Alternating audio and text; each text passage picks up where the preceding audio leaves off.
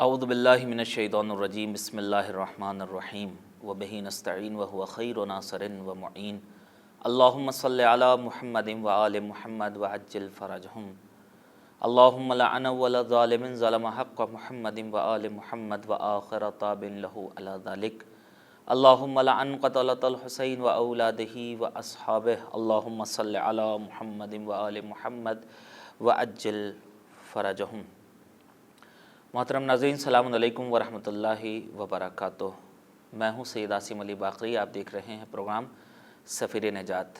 Programme سفیر نجات میں آپ تمام ناظرین کا خیر مقدم ہے، تہ دل سے استقبال کرتے ہیں اس دعا کے ساتھ کہ آپ جہاں رہیں شاد و آباد رہیں، خیریت کے ساتھ رہیں، خدا آپ کو کوئی غم نہ دے سوائے غم اہل بیت اطہار علیہم الصلاۃ والسلام کے۔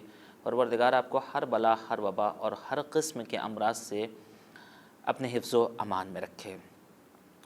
ساتھ ہی ساتھ ایام عزاداری اور ایام سوگواری سرکار سید الشہداء حضرت ابا عبداللہ الحسین علیہ الصلاۃ والسلام کے دردناک اور کربناک موقع پر آپ تمام ناظرین کی خدمت میں تعزیت اور تسلیت پیش کرتے ہیں، خصوصاً وقت کے امام زمانہ جل اللہ تعالیٰ فرجہ الشریف کی خدمت میں تعزیت اور تسلیت پیش کرتے ہیں۔ ناظرین، اگر غور کریں تو کربلا یقیناً جگر سوز ایک دردناک واقعہ ہے، اور واقعہ وہ ہوتا ہے جو بھلایا نہیں جاتا۔ کوئی بھی واقعہ اپنے کردار کی وجہ سے زندہ رہتا ہے۔ اگر ہم تاریخ انسانیت میں موجود واقعات کو دیکھیں تو اس تاریخ ہست و بود میں، اس جہان رنگ و بو میں ہزارہا واقعات نے جنم لیا، اور چند قدموں چل کر واقعات نے اپنا دم توڑ دیا۔ کیوں؟ اس لیے کہ واقعات کے جو کردار ہوتے ہیں، ان کردار کے اثر سے ہی واقعات زندہ رہتے ہیں۔ واقعات کی مجبوری یہ ہوتی ہے کہ واقعات کے بڑھتے ہوئے قدموں میں زمانے کے تیز رفتاری زنجیریں ڈال دیتی ہیں۔ واقعات کو قید کر لیا جاتا ہے، واقعات کو کاغذ پر لکھا جاتا ہے، قلم کے سہارے سے لکھا جاتا ہے، روشنائی کا سہارا لیا جاتا ہے، واقعات کو فراموش کر دیا جاتا ہے، واقعات کو وادی نسیہ میں ڈھکیل دیا جاتا ہے، واقعات کو طاق افسردگی پر رکھ دیا جاتا ہے۔ کیوں؟ اس لیے کہ واقعے کے جو کیریکٹرز ہوتے ہیں، جو کردار ہوتے ہیں، جو رول ماڈلز ہوتے ہیں، خود ان میں اتنی تاثیر نہیں ہوتی کہ ان کا واقعہ ہمیشہ کے لیے زندہ رہ سکے۔ لیکن پوری کائنات میں تنہا واقعہ کربلا ایسا واقعہ ہے کہ جب سے رونما ہوا ہے تب سے آج تک، اور آج سے لے کر تا صبح قیامت، نہ اس کی تیز رفتاری میں کبھی وقت کی تیز رفتاری نے نہ کبھی اس کے قدموں میں زنجیریں ڈالی، نہ کبھی اس واقعے کو وادی فراموشہ میں ڈھکیلا گیا، نہ کبھی اس واقعے کربلا کو طاق نسیاں پہ رکھا گیا، نہ کہنگی اس واقعے کا مقدر بنی، نہ افسردگی کا لباس اس واقعے کو پہنایا گیا۔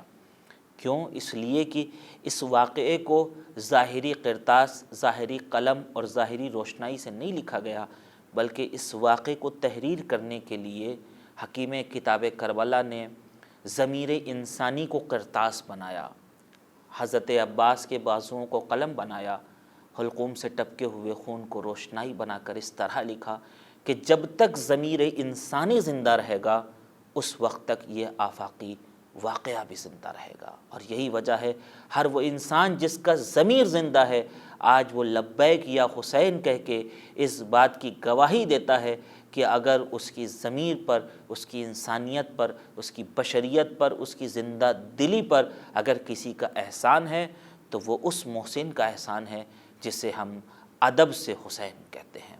اور اسی حسین کی یاد منائی جا رہی ہے۔ آج پوری دنیا سے لبیک یا حسین کی صدائیں بلند ہو رہی ہیں۔ خدا ہماری، آپ کی اور تمام عزاداروں کی عزاداری کو قبول فرمائے اور تمام عزاداروں کی توفیقات میں اضافہ فرمائے۔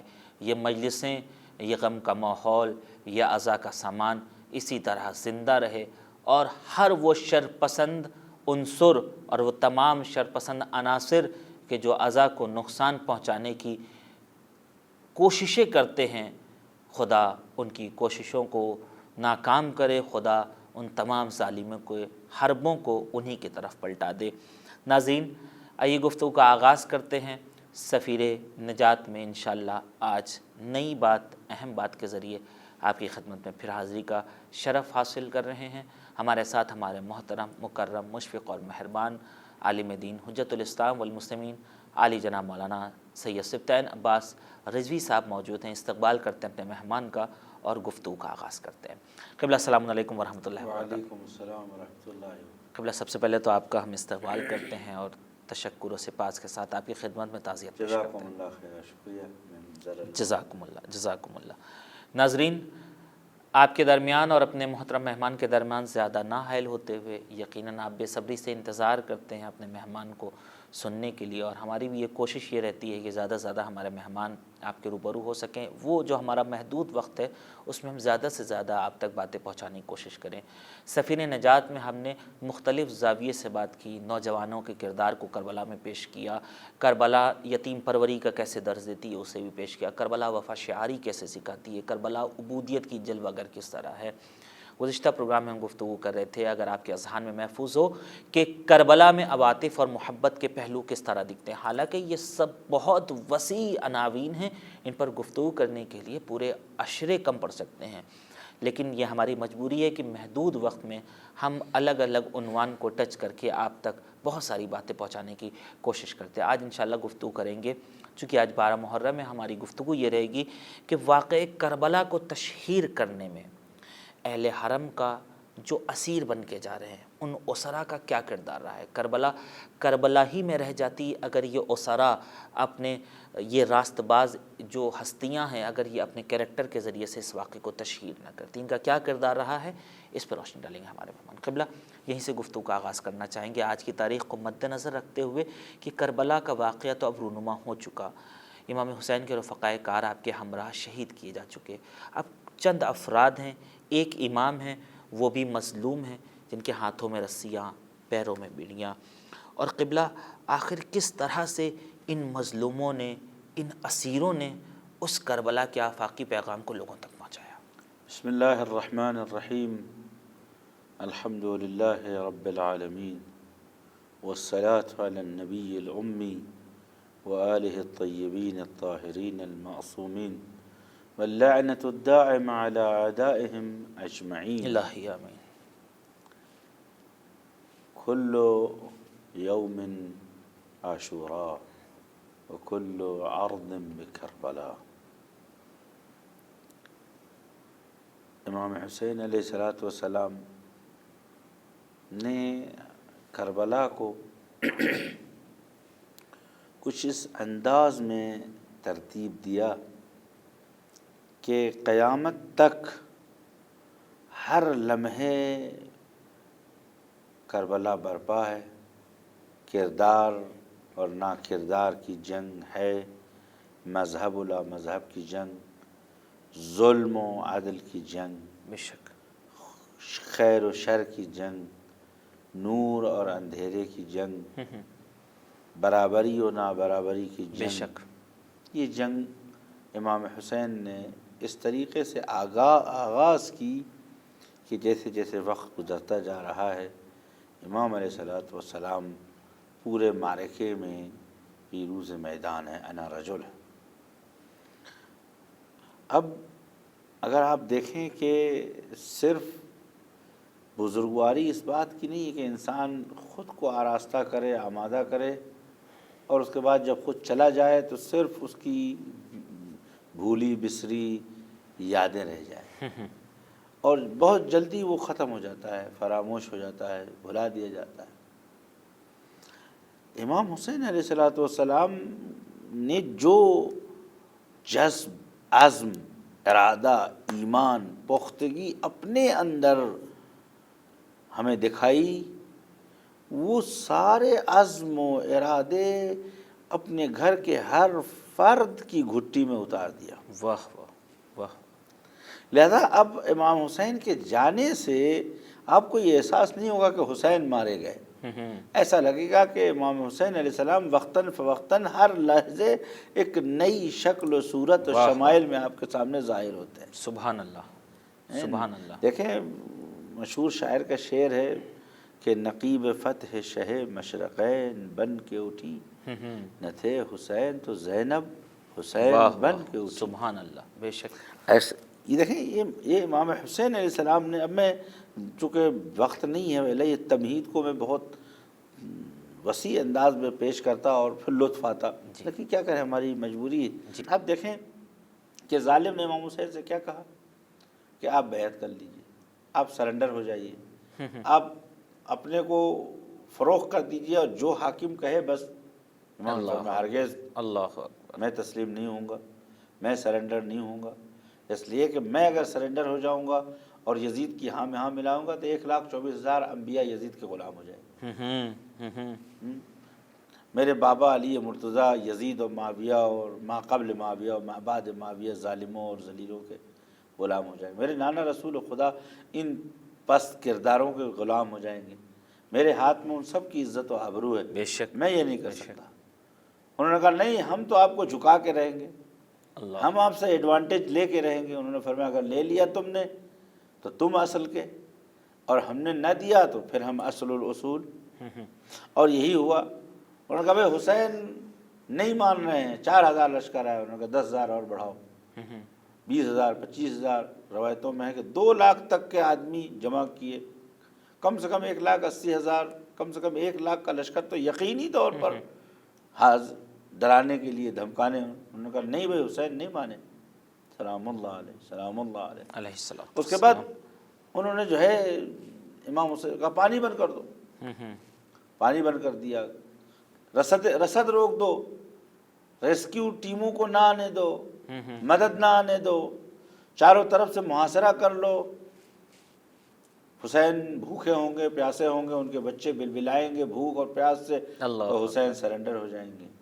یہ بھی کر کے دیکھ لیا انہوں نے، لیکن حسین علیہ السلام آخری وقت میں ایک ایک کر کے حملہ کرو، شاید تلواروں کی چمک دیکھ کر، گھوڑوں کی نال سے جو چنگاریاں اٹھتی ہیں ان کو دیکھ کے شاید حسین اپنا ارادہ بدل لے، لیکن ایسا کچھ نہیں ہوا، وہ بھی نہیں ہوا۔ آخر حسین ابن علی علیہ السلام نے ایک ایک جوان کھو دیا، تمام اصحاب شہید ہو گئے۔ انہوں نے کہا شاید اب حسین ٹوٹ جائیں۔ ہلال ابن نافع کہتا واللہ ما رأیت مجروحا ولا مکسورا اجمل من الحسین واربط جعشا، میں نے کوئی ایسا مظلوم، کوئی ایسا زخمی، کوئی ایسا درد مند نہیں دیکھا حسین جیسا، کہ جیسے جیسے حسین کے اعزاء و اقارب مارے جاتے تھے حسین کے جمال اور چہرے میں اضافہ ہوتا جاتا تھا۔ واہ واہ واہ، اجمل سبحان اللہ، اربط جعشن، ثبات قدم میں اضافہ ہوتا جا رہا تھا۔ ایسا لگتا ہے جیسے ہزاروں امانتیں حسین کی دوش میں تھی، ایک ایک امانت دیتے گئے سبکدوش ہوتے رہے، اور یہ سرو خرام اپنی حیثیت اور روب کے ذریعے سے پورے کربلا میں تمام سپاہیوں کے ذہن کے اوپر چھایا ہوا ہے۔ اور اس کے بعد امام حسین علیہ السلام کو انہوں نے شہید کر دیا، لیکن عزم امام حسین کو نہیں گرا سکے۔ اب یہ عزم اگر یہی ختم ہو جاتا تو داستان کربلا معراج بشریت نہ بنتی، جی، نجات کا ذریعہ نہ بنتی، آج زندہ ہوتی لیکن اس ایک تذکرہ پارینہ بن کے رہ جاتی، قصہ ماضی بن کے رہ جاتی، یاد ماضی عذاب ہے یا رب بن کے رہ جاتی۔ لیکن حسین ابن علی علیہ السلام نے سلسلہ نجات کو آگے بڑھایا۔ اور جیسے اب دیکھیں ان ظالموں نے کہا کہ حسین سے تو ہم ایڈوانٹیج نہیں لے سکے، تو آؤ حسین کے، انہوں نے حضرت زینب نے فرمایا کہ جب انہوں نے لوٹ لیا اور ابائیں چھین لی، چادریں چھین لی، جو اثاثے تھے وہ لوٹ لیے، اس کے بعد انہوں نے کہا ایسا ہے کہ ان لوگوں کو جو ہے، بیوی نے فرمایا کہ ہمارے بچے دوبارہ کٹے ہوئے سروں کو اور زخمی جسم کو نہ دیکھیں، آپ کسی اور طرف سے ہمیں لے جائیں۔ انہوں نے کہا ٹھیک ہے۔ ابن سعد نے کہا نہیں، ہم کو ابھی امتیاز لینا ہے، ایڈوانٹیج لینا ہے، اللہ اکبر، ایسا ہے کہ حسین سے جو کام ہم نہیں لے سکے ہم ان کے بچوں سے لیں گے، اللہ اکبر، کہ تاکہ کوئی ایک آدمی آ کے کہہ دے کہ ہم شرمندہ ہیں، پشیمان ہیں، خدا کہاں ہے، کہاں ہے رسول خدا، کون سی قرآن، کون سی کتاب، کون سے انبیاء، کون سی مدد، کون سی نصرت. الا ان اولیاء اللہ لا خوف علیہم ولا هم یحزنون، یعنی چی کجا کہتے ہیں کرب شہداء کے قریب سے گزارو. اب یہ سارا مجمع اس بات کا انتظار کر رہا تھا کہ یہ بچے چیخیں چلائیں اور اس کے بعد اظہار پشیمانی کریں. کہتے ہیں کہ جب یہ کاروان شہداء کے قریب سے پہنچا، یقیناً تمام بیویوں نے نالہ و شیون کیا، چونکہ یہ انسانیت کی دلیل ہے. بڑے افسوس کی بات ہے کہ مسلمانوں کے ہاں میت ہو جاتی ہے، ان کو اتنا بھی افسوس نہیں جتنا ایک مرغ کے ذبح کرنے کا افسوس ہے. یہ انسان کو درندہ بنا دیا ہے آل امیہ نے، آل ثقیفہ نے. تو اسی بات کو زندہ کرنے کے لیے امام حسین اور کربلا نے، اہل بیت نے روئے، تاکہ رونے سے عواطف کھل کے سامنے آتے ہیں. بے شک رونے سے انسان کے دل کی نرمی پتہ چلتی ہے. کہتے ہیں کہ سنگ دل انسان، ایک ظالم شمر جیسا انسان، اس کی آنکھوں سے آنسو نہیں نکلتا ہے. ایک شخص امام باقر علیہ الصلوۃ والسلام خدمت میں، اپنا رسول اللہ میری آنکھوں سے آنسو نہیں نکلتا. فرمایا کہ یا تیرے ایمان میں مشکل ہے یا اللہ نے تیرے دل پہ مہر لگا دیا. آنسو نہ نکلنا یہ مردہ دل کی علامت ہے. اللہ اکبر. بالاخره اہل بیت روئے، لیکن انہوں نے سوچا کہ اب یہ لوگ وہ بین کریں گے، شیون کریں گے کہ خدا نے ہماری مدد نہیں کی، ہمارا کوئی نہیں ہے. اور زینب سلام اللہ علیہ، زینب کے وجود میں پورا عالم اسلام، آدم علیہ السلام سے لے کر خاتم علیہ السلام زینب کے اوپر نظر. کہ زینب کیا کرتی ہے اس موقع کے اوپر. روایت میں ہے کہ جو میں نے کل عرض کیا آپ کی خدمت میں کہ گریہ کیا، زاری کیا، ثابت کیا کہ ہم زندہ دل ہے، اور انسان زندہ جو ہے ہمیشہ اپنے عزیزوں کے اس دنیا کے جانے سے گریہ کرتا ہے. یہ رونا الگ چیز ہے، لیکن جھک جانا، ذلت اٹھانا، اپنے اہداف کو بھول جانا، اپنے مقاصد سے پھر جانا، یہ الگ چیز ہے. اہل بیت کے ہاں آنسو تو ہے لیکن ذلت ہے. واہ. اہل بیت کے ہاں عشق تو ہے، آہ تو ہے، لیکن کسی سے مدد کی درخواست نہیں ہے، خدا فروشی نہیں ہے، کردار فروشی نہیں ہے. زینب سلام اللہ علیہ کے لیے ملتا ہے. یعنی اس پہ اگر مہینوں گفتگو کی جائے تو کم ہے، لیکن متاسفانہ ان پہلوؤں پہ گفتگو کم ہوتی ہے. زینب سلام اللہ علیہ جب پہنچی تو روایت کہتی ہے کہ جب اٹھی ایک عزم کے ساتھ اٹھی. فوضعت يدها تحت العظم المبانة من صدره علیہ السلام، دست اقدس کو امام حسین علیہ السلام کے جسم کے ایک حصے کے نیچے ڈالا، اور اس کے بعد دوسرے حصے کو اوپر رکھا. فرفعت، اور اٹھایا. اٹھانے کے بعد آسمان کی جانب بلند کیا.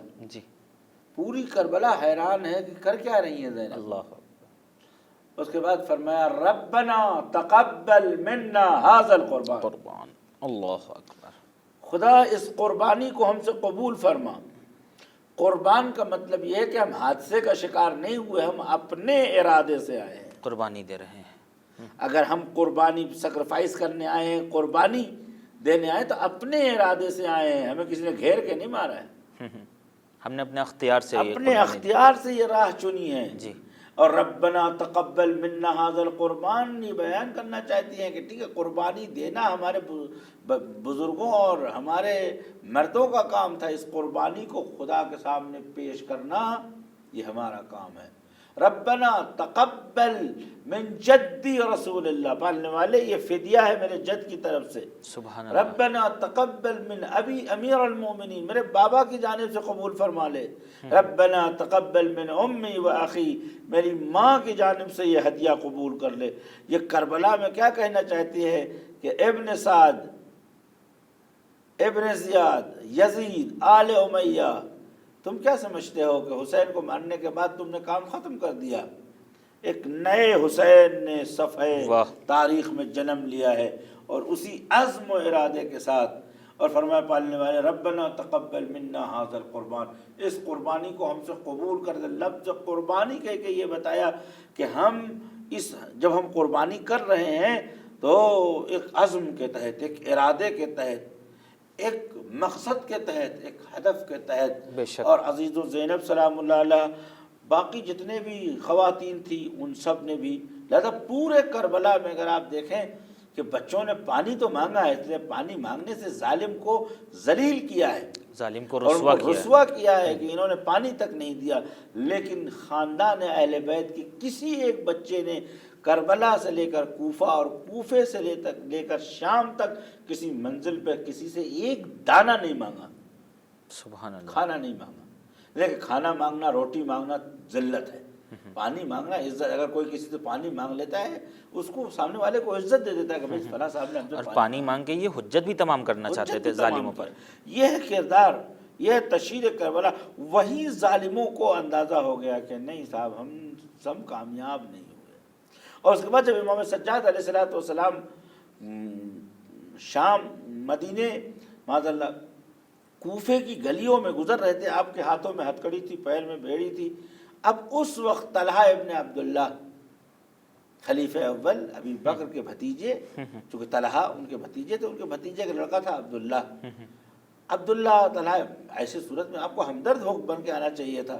آپ مدینے کے تھے جی. آئے، انہوں نے کہا کہ من الناجح یا علی ابن الحسین، اس معرکے میں کامیاب کون ہے؟ اللہ اکبر. آپ دیکھیں ایسے حالت میں سروں پر، نیزوں پہ سر ہے، اونٹوں پر ماں اور بہنیں ہیں، نبی زادیاں ہیں، ہاتھوں میں ہتکڑی ہے.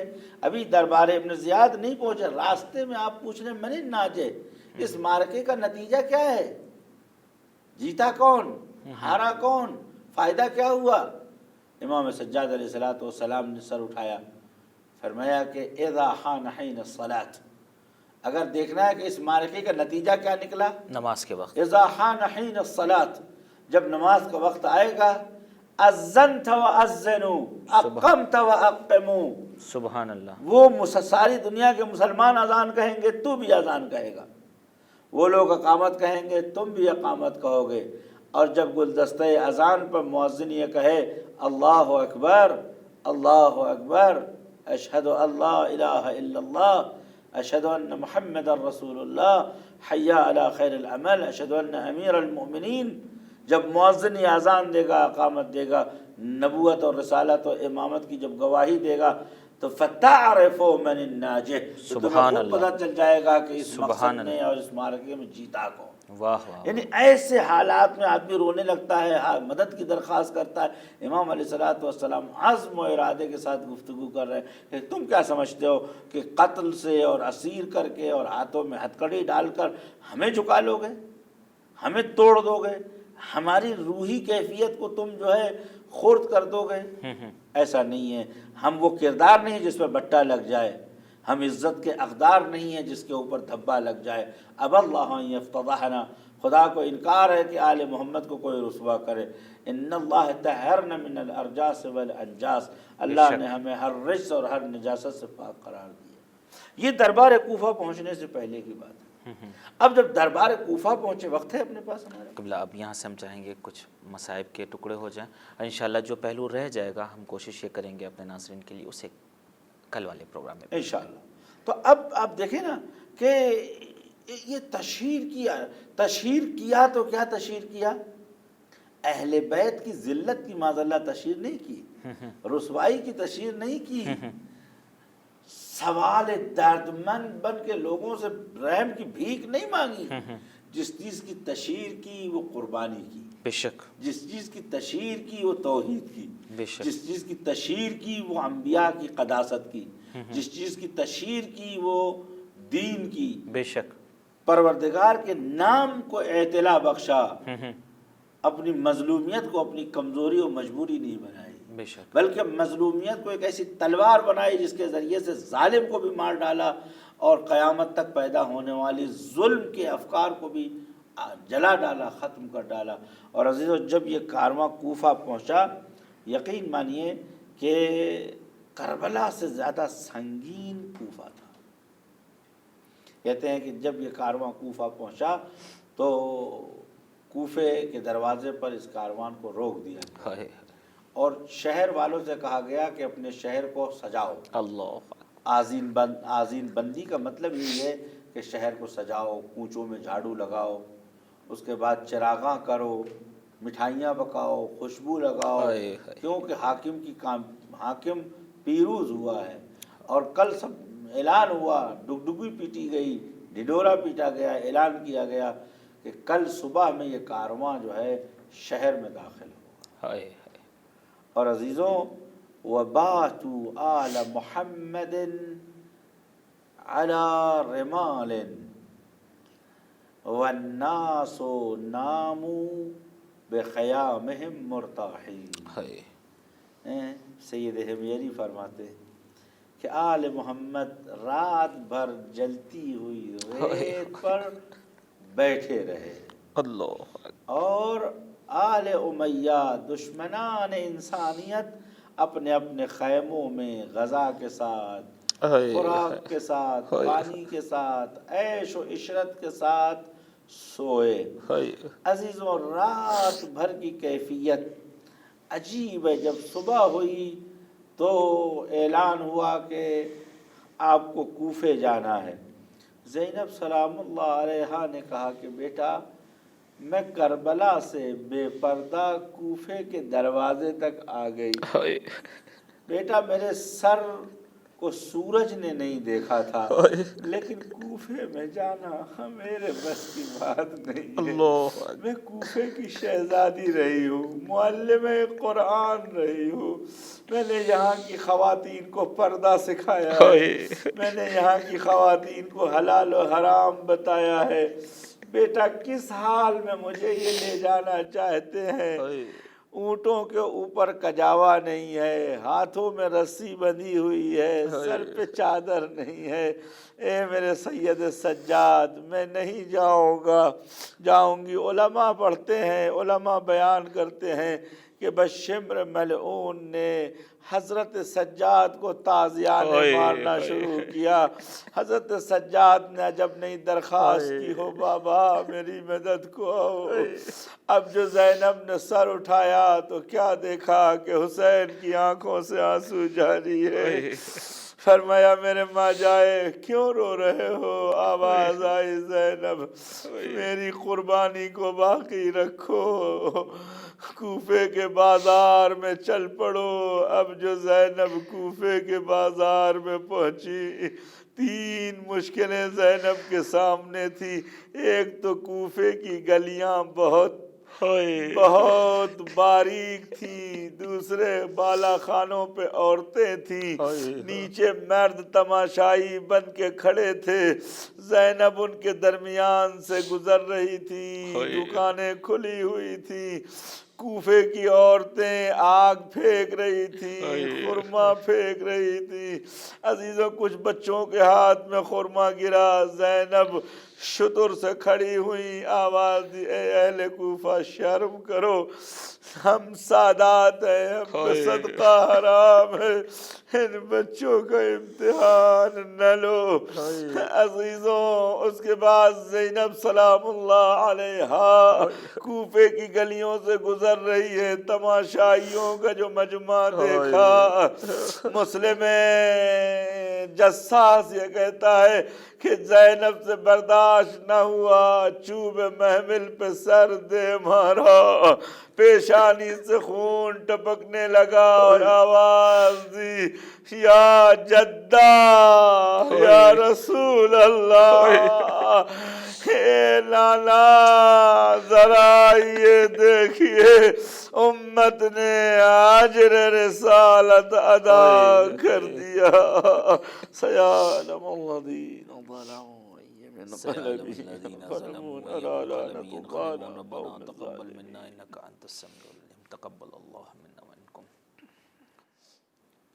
پروردگار کی بارگاہ میں سرکار سید الشہداء کے توسل سے دعا گو ہیں، پروردگار ہماری اس خدمت کو، آپ سب کی خدمت کو اپنی بارگاہ میں شرف قبولیت عطا فرمائے۔ خدا ہم سب کو حقیقی معنی میں عزادار امام حسین بننے کی توفیق سے نوازے۔ خاص تو یہ پروردگار منتقم خون حسین دلبند زہرا کے ظہور میں تعجیل فرمائے، ہم سب کو ان کے اعوان و انصار میں محشور فرمائیے۔ آپ سب کی طرف سے زیارت پیش کرتے ہیں سرکار ابی عبداللہ الحسین علیہ السلام کی خدمت میں، اور آپ سے خدا حافظی کرتے ہیں۔ السلام علیکم یا ابا عبداللہ وعلی الارواح التی حلت بفنائک علیک منی سلام اللہ ابدا ما بقیت وبقی اللیل والنہار ولا جعلہ اللہ آخر العہد منی لزیارتکم۔ السلام علی الحسین وعلی علی بن الحسین وعلی اولاد الحسین وعلی اصحاب الحسین۔